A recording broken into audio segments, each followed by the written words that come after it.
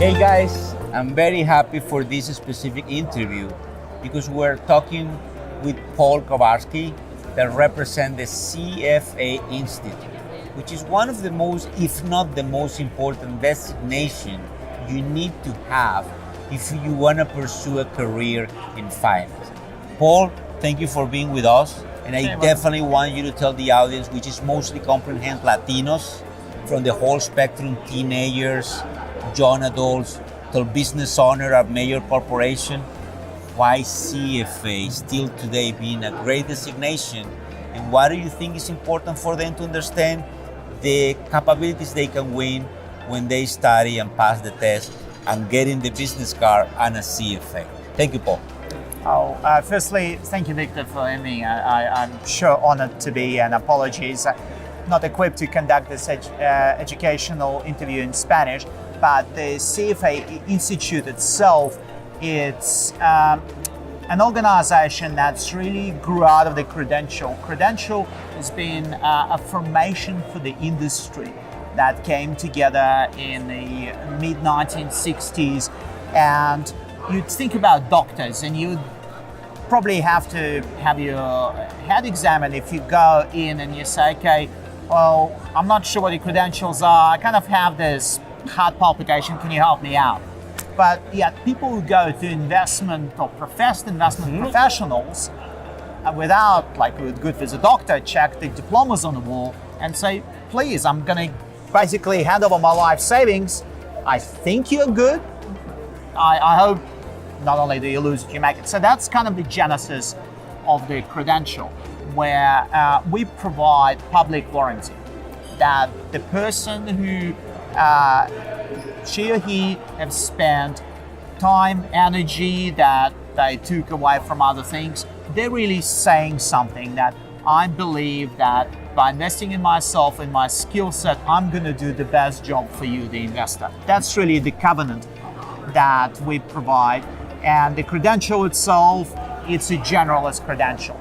We don't see this as something that will equip you to be a guru in one segment. We believe it will equip you to be the best investment professional you can for your clients. Paul, you touched something extremely important, because when families, as you mentioned, they are looking for advisors, you guys that want to be a better advisor because you want to work in the field, but you want to make sure that you have all these credentials that validate that you have a comprehensive education about how to navigate the tough markets and how you can at least put in front of these families that you know how to do this wealth management, because there is a lot of peers of mine, advisors and bankers, that they have the ability to raise capital and to manage capital, but by no means they have the amount of hours in this intense education designation. So you touched something very important. I want you to articulate a little bit more about that, because I think the industry is going into the direction where there is too much of democratization of information. So families now understand that they need to push their advisors or the gatekeeper to have a next level of knowledge so they can navigate that, and why the CFA Institute definitely still being the benchmark for all this in the finance space. Thank you very much. The approach we bring to the Credential, which consists of 3 levels, and if you don't study at least 300 hours for each level, then your chances of passing are probably not high. The idea we bring is we laboriously harvest best practices from the industry and then put them in a Credential. So Credential doesn't exist as the academic theoretical construct. We continuously renew it. In fact, I was lucky enough to pass the Credential 15 years ago now. The Credential today, 2-3% changes in curriculum every year is different because the markets are different. Absolutely. And it would be the dynamics insane if it stayed the same. So not only is the Credential itself very rigorous, but it's continuously refreshed by the profession. And I want to pick on something that you said, Victor, that because the markets evolve, we don't believe once we brand someone with a CFA quality sticker, that person stays current, we also encourage our members come for the credential, stay for a lifetime of learning. So not only do people... I love that what you say, lifetime learning. Yeah, not only do they signal the fact that they can pass it, but every year when you attest to you renew your charter and so forth, you attest to the fact that you've stayed current with the profession. Absolutely. And that is, I believe, a very important signal for the investors. Paul, completely different topic. We are in this conference, SALT. What is your impression? Because Scaramucci is back, he put this 10th anniversary, and I want to kind of give them a feel of that the hedge fund world and the CFA Institute are together, because the managers need to understand all this involvement and make sure they get everything that CFA have to say. But what do you think about the conference in general? Have you been enjoying this thing? And I want the people that are seeing us today can be the assistants of tomorrow for conference like this. So please articulate a little bit of what do you think about this environment and how do you have been gathering and knowing new people, investors and managers, please. No, it's very, very important. And I should absolutely thank Skybridge and Anthony Scaramucci for inviting us at this conference. There was a great deal of confluence between the Institute and what Anthony has achieved, because as I say, we're all about renewal and the industry reinvention, and Anthony brings people from various walks of life. So personally, what I've enjoyed the conference is having discussions with great speakers. As part of our partnership for the conference, I was lucky enough to interview Bill Browd and Norio Rubini for, because we have to provide the information to our members. So the stay for the lifetime thing, we help them stay for the lifetime. And the fact that Anthony has the network, the tenacity, the staying power, brings so many different people, obviously different sides of politics, different points of view. How can you stay on top of something complex as investing without knowing this? And I also want to compliment Skybridge for seeking us out and inviting us to bring some of the industry leaders from the investor side, like you to have been joined by Colorado Public Employees Retirement System, by Mass Prim, Chief Strategy Officer, and someone from State Street who recently worked at Harvard Management Company, to talk about how those premier investors in the world select hedge funds and how they use things like global investment performance standards that the Institute happens to run. So having that forum, the dialogue, the exchange of ideas, I think that it's obviously an expensive undertaking, but for the right audience, I think the conference is fantastic. Something is important you mentioned, all these terminology and all these type of things that these kids, these young adults, all of us has been studying in the universities, and now you apply it in real life. And I also want to mention something important about SAL. The vision was not only Anthony's vision, was a guy that is not here today, but his name is Victor Oviedo. He's one of the main guys that helped Anthony to put this together back in the days. And I think it's important also to mention, Paul, that there is three people key today: John Darcy, Joe Elero, and Nick Libossi. Those are the guys that have been making this to be possible. And I'm part of the start of Skybridge, and I'm happy to learn that these guys has been having this vision of inviting so many leaders and so many people from all over the world, because this is what the generations of tomorrow are seeing and has been motivated. But now going to another question, important question. What do you think about, in general, and I always ask this question to everybody, of life and failures and all the obstacles that we found, that probably you found in your life? You are an executive working for CFA Institute, which again is, but for me, is one of the greatest designations. Tell this audience what they're gonna encounter in this very difficult area, which is finance, where the markets treat you completely crazy and you might face failure in every aspect of your life, Paul, please. No, absolutely. And look, I go by the dictum, actually, one of the speakers that Anthony attracted at the conference, Nassim Taleb, likes to say that people talk about post-traumatic stress. Absolutely. And very rarely do they talk about post-traumatic growth. Mm-hmm. So I think that's very, very important. So maybe not so much on investments, but on personal stuff, things to do with your career. One of the I used to work for a very large Australian bank in Australia, and In Sydney? In Sydney, Okay. and one of my colleagues has approached me and said, "Look, I just missed out on his job in New York, and I actually vouched to him and personally lobbied for him to get the job." So one thing led to another. I ended up asking my bosses to restructure the division, so it was a complete failure. Basically, put my reputation on the line, and the original proposal flopped, and I ended up getting a job in New York myself, and I brought that gentleman along. But with you me overcome several the times. obstacles. You definitely fight, and that's the important thing that I want to tell them. It's about fighting. Yeah. The thing of the never give up attitude is not a cliche. It's life. It's just keep going and going and going and going, and you get it. The other thing that you remember, even though you don't speak Espanol, we're going to be translating this into Spanish so they fully understand what you're saying.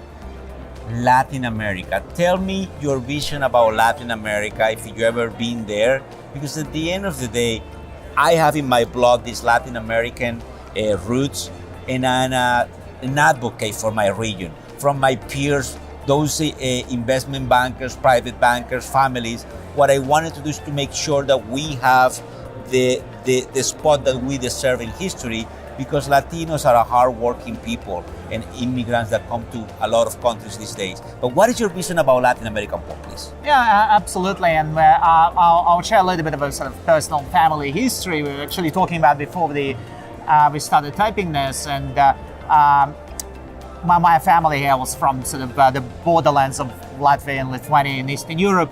And some of the branches of my family 130, 140 years ago, when they were looking where to immigrate, because it's a really happy place in the world, quite a few of them actually went to Argentina. Wow. Because at the time, and that they had an opportunity to go to what is now Australia or US, and they looked at it and they thought, oh my God, it's a no-brainer.